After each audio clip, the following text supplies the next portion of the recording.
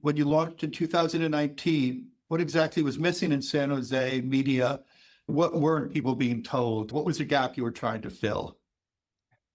The harsh reality is that the Mercury News, the legacy paper in San Jose and Silicon Valley, was bought out by Alden Global, hedge fund owned. And the harsh reality is that they had round after round of layoffs. They care more about bottom line. San Jose, we feel, and Silicon Valley was a true news desert. So we figured Ramona and I were a husband and wife team. We actually moved to Las Vegas, Nevada. Ramona took a job at the Las Vegas Review Journal back in January of 2018. And while we're in Nevada, we learned of the Nevada Independent, which was their main competitor, and a nonprofit news organization. We learned about the nonprofit concept and we asked ourselves, what is nonprofit news? So we did the research. We met with their founder, John Ralston, who's a mentor. We figured, hey, if this model can work here in Nevada, why can't it work back in our hometown of San Jose? So we moved back, we quit our jobs, and we lived off of our savings for 6 months. We didn't take a paycheck. And here we are 7+ years later. So that's kind of our story. But we felt like, especially the local reporting, that residents care about what's going on, how are city decisions impacting them. And the harsh reality also is that the Mercury News, that not only were they shrinking, but they're also going more regional. And we feel like that local San Jose voice was being lost. It's hard for me to believe that one of the wealthiest regions in the world was a news desert. There was just not, was it just a financial decision like we're seeing across the country with the newspapers? Yeah. Same story that a lot of communities are seeing throughout the nation. And that's why the nonprofit news model is the fastest growing model in journalism. There's now more than 500 nonprofit newsrooms throughout the country, and we're 100% community supported. To answer your question, yeah, I think that's exactly it. Some of these owners of legacy papers are not thinking about the local community. They're thinking more about bottom line, and they're trying to do more with less. And I think that's how we ended up with such a gap or such a news desert in Silicon Valley. So are you trying to do what the shrinking legacy outlets are doing, or is there something fundamentally different about your approach? Our niche is really just policy, politics, and government. We're not doing sports or arts and culture. We do some business reporting, but that's our niche for now. As we grow and scale the organization, we hope to do more down the line. We're reporting the news and educating our residents, but we're also igniting civic engagement. We wanted to be more than just a top-down news organization. We wanted to have a two-way conversation with our readers. So we host educational forums and events, candidate forums during election years. We have a full-day policy festival, Politibeat. It's our signature event. And there are panel discussions on important issues coming to the San Jose City Council or the County Board of Supervisors that are impacting our audience, our readers locally.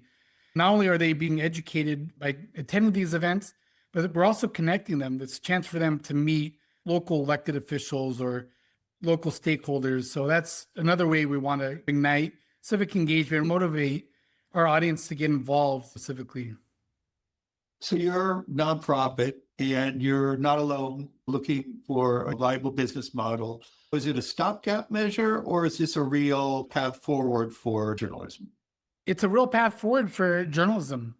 I think the harsh reality is that they're learning that the advertising or subscription-based model isn't working. We're 100% free. Anybody can access our journalism. And we do ask for reader donations, just like a lot of the other nonprofits like NPR or ProPublica, KQED. It's a big part of our revenue model is to get reader donations. The fact of the matter is that we have a small pool of donors that are subsidizing for everyone.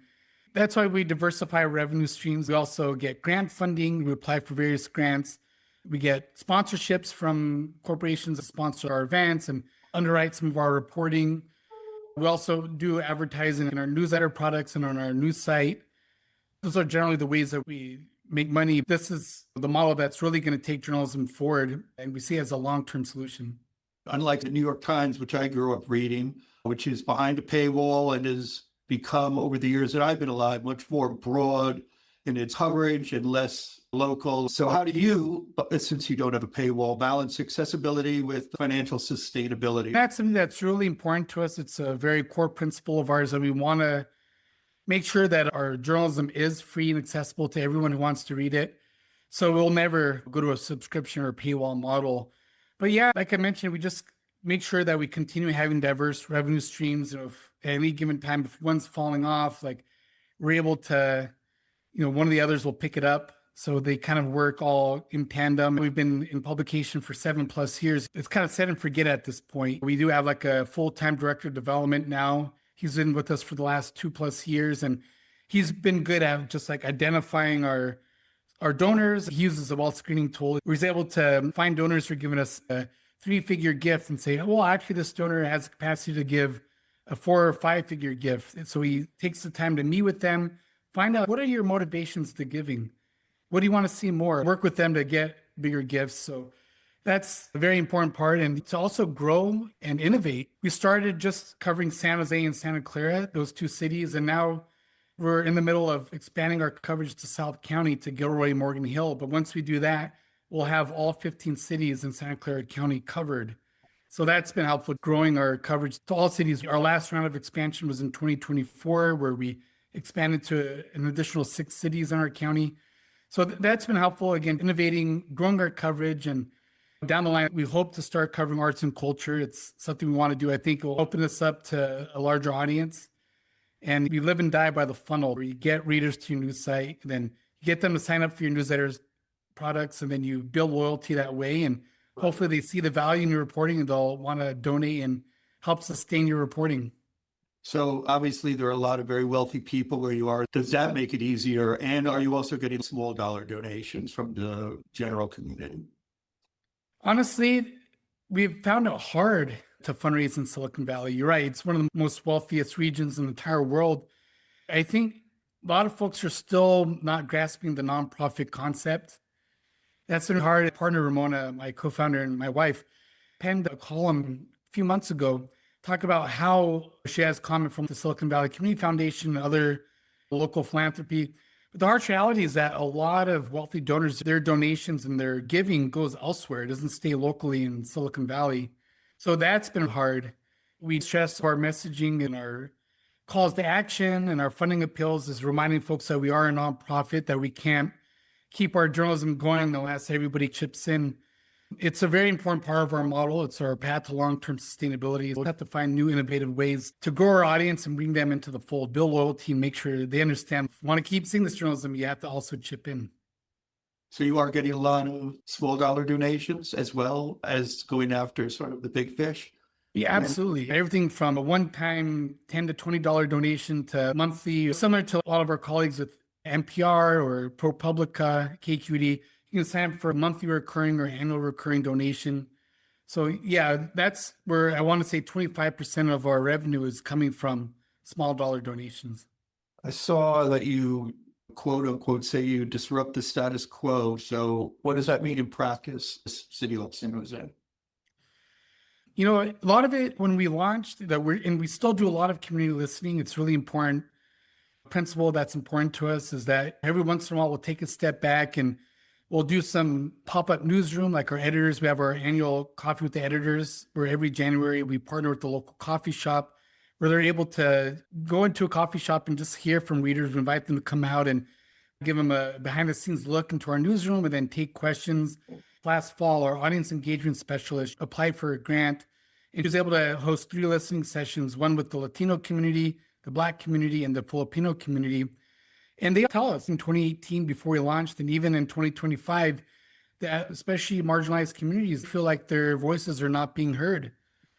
So we want to make sure that their stories are being told, their voices are being elevated in our stories, and also just government accountability. We've even lost donors because our accountability reporting on elected officials. That was my next question, actually, about any stories that these powerful local figures are comfortable and how you deal with that with your editorial independence.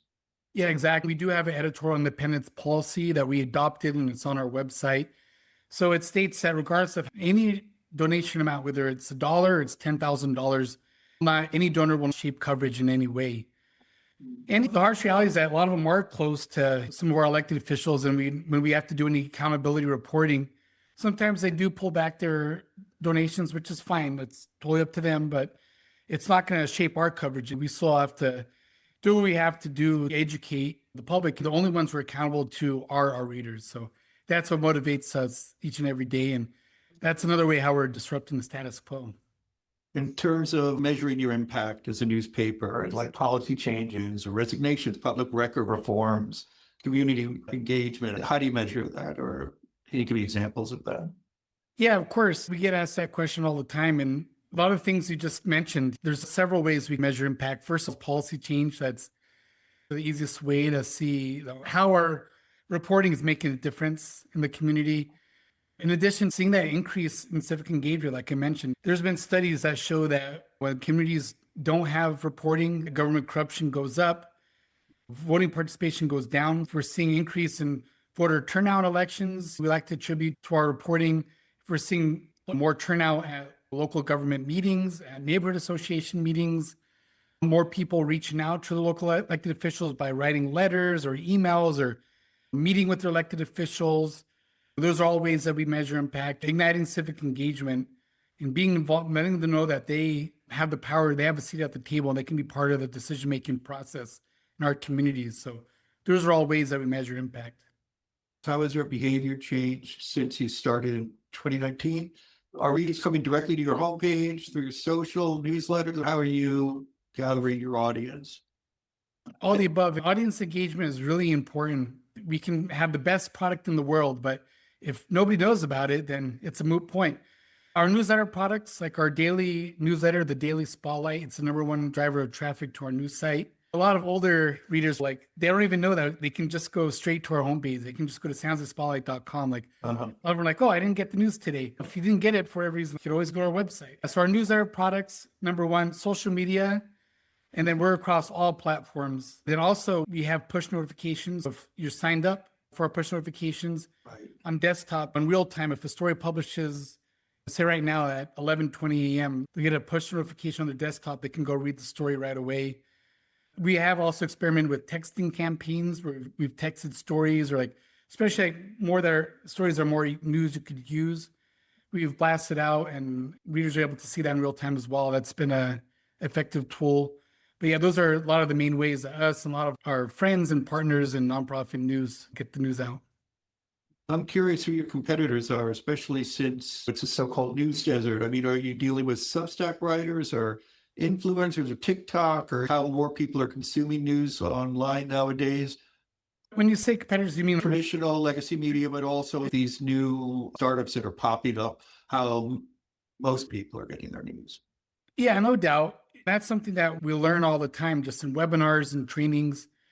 To take a step back, we're part of a few national associations like the Institute for Nonprofit News, Lion Publishers, which is local independent online news publishers, the American Journalism Project, we're grantees. They have so many resources for us, like trainings and webinars, conferences. And we learn all the time new innovative strategies for reaching our audience. And what's big right now in local news is meeting your audience where they are. And a lot of that is video. So that's something we're doing in-house. Is we trained all of our reporters. Our audience engagement person, she held a training to train our reporters to get more video when they're out on assignment. And then also you can take out their phone like a selfie style and just talk to the audience that way. Because you're right, like especially a lot of younger readers, they're getting their news more on social media and through video. As far as competitors, there's no one else in the South Bay that's doing the news like that. There's San Jose FOOS, which is great. They have a huge audience, but they're more around arts and entertainment. Like they promote concerts and restaurants, but not really in local news or policy. We reached out because we wanted to partner with them, but they declined. They said they didn't have the capacity. Maybe we're a little too niche because we're more policy focused. So it may have not been a good fit. But other than that, like there's no other Substack writers. There's this SJ Today newsletter that goes out, but it's just an aggregate. They include our stories. They include NBC Bay Area, Mercury News. Like they take a lot of local news and get it out, which is another great way to reach new readers.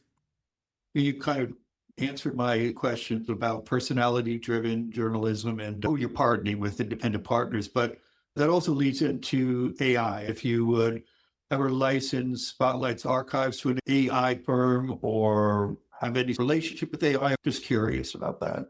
It's top of mind for local news. There's been a lot of trainings around AI. We have a partnership with Google where they gave us funding to try out their AI tools. Some smaller newsrooms may not have capacity. They're able to lift a press release and using AI, have it summarized and they publish, but we're investigative in-depth reporting. So we ensure that all of our reporters have at least two voices in every story, that we have all voices. And They're making sure that they're fact checking their stories. That tool was not useful, but we have used it for funding appeals, which has helped us cut down time, let them know the tone and what the message you look like. And it can help us write emails to donors or partners. It's helped us write email copy. We use Google Translate tool on our website to translate our stories to Spanish and Vietnamese. We have very strong Latino and Vietnamese communities in San Jose and Santa Clara County. So that's an easy AI tool for us to use. And then some transcribing tools that our reporters use when they're out on assignment to get audio of an interview with a source. So it's able to transcribe it into copy. We use all those kinds of tools that help us cut down on time, especially with grants. Sometimes, and we've heard from a lot of our partners in nonprofit news, like they just don't have the capacity to sit and do a 40-question grant application. So that's been a helpful tool to help kind of let them know what we want to say and it helps summarize. Well, you're kind of keeping it out of the editorial. That's strictly human driven. Yeah. Yeah, to answer your question, Peter. So it doesn't touch the editorial product. Everything else, social media, newsletters, emails, funding appeals, grant applications, but never around our journalism. Okay, so to jump from one controversial topic to another, like the polarization and the lack of trust in national media, do you find that trickling down to local media? And if so, how are you sort of rebuilding that trust with your community? The answer is absolutely yes, definitely. Even locally, there's different factions, and we like to joke in Silicon Valley that we argue over different shades of blue. I'm going to be totally honest. There's a labor faction, a business faction. Those are kind of been the two competing factions over the last few decades. And there's donors and supporters and stakeholders that have different alliances. If we have to write an accountability story about total hypothetical, the mayor, perception is reality. Like even though it's fact-based and everything's correct, we have voices from all sides.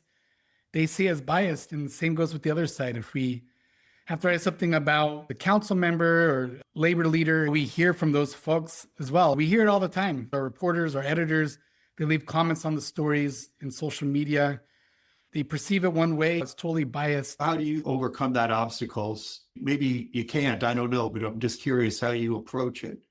Well, frankly, the only way we can do is continue doing what we're doing, just looking at every story being neutral and objective and making sure we get both sides to comment on these stories, make sure that everything's fact-based, just continue doing what we're doing. And sometimes just gotta let the chips fall where they fall, but we just know that we're doing what's journalistically, So are you like the old-fashioned journalism, like you're just trying to let the facts speak for themselves, or do you have an opinion that bleeds into the reportage? For sure. So it's the former. Okay. Yeah, just make sure everything's ethically sound, that we're using our journalistic integrity. So yeah, 100%, like everything's neutral, objective. We are a nonprofit, so we can't endorse, we can't support any candidates. We do have one editor, she writes editorials, so sometimes she'll talk about why like a particular policy is good or bad, or a ballot measure is good or bad. And that's as far as we go. You talked about how you deal with accusations from both sides. You've talked a little bit about how you're scaling. Is that going to affect your hyper-local focus as you move into a larger region? No, not at all. It's still local reporting. We've experimented a little bit. Like we had a Washington Bureau, a National Bureau report at one time to report on our delegation in Washington. And we thought about doing that at the State House in Sacramento. Not something we moved forward with. Just regionally, we don't look to expand past Santa Clara County once we have all 15 cities covered. We have different newsletter products. The Daily Spotlight is general news. The West Valley Spotlight covers the 4 cities in the West Valley. The Sunnyvale and Santa Clara Spotlight covers Sunnyvale and Santa Clara. The second and third largest cities in the county. We'll have our South County Spotlight newsletter product. I'll just cover the cities of Gilroy, Morgan Hill, where we're going next. But other than that, a few folks have asked us, have you considered being like a true hub and spoke model? Where you have different newsrooms, but as of right now, no. Our county's small enough we can get our arms around it. Collectively, there's 1.9 million residents, and we don't see ourselves growing any bigger or larger than that. Well, it's important. We need more local news, so it's a good mission. Let's say, worst case scenario, the nonprofit model collapses. You have a plan B to stay in business? Good question. I mean, no, we don't. We truly don't. I mean, at that juncture, maybe we would consider a subscription model or advertising model, advertising plus subscription model like legacy papers. Luckily, we haven't been in that position. We've been in operation for 7+ years. We haven't had to lay off one person. So hopefully we can keep it going. But no, as of right now, there's no other plan B. If it was a life or death situation, maybe we'd consider. But Ramon and I have had those conversations just in passing. If we ever fall in that position, I think if we put a call out to our community, we have strong faith and confidence that more folks will step up and save this thing. Well, as you build trust, I would hope that they will continue to support you. You've been very generous with your time, Josh. I will give you one last question before I let you go. And that's just, if I missed anything, is there something you want to add to close us out? Thanks, Peter. No, this was great. I always enjoy doing these. It further inspires me and motivates me to retell our story. I feel like it was pretty comprehensive. We covered it all, but I just can't stress enough that we need everyone to understand, like, this is your newsroom. That was a real core part of our mission, is to ensure that everyone feels like this is their newsroom. They're invested in this. They need to help keep this thing going. We're always going to listen to our community, like whatever they want, and we're all in this together. Please keep supporting local news in whatever community you live in. Yeah, no, I agree. Again, I thank you for your time.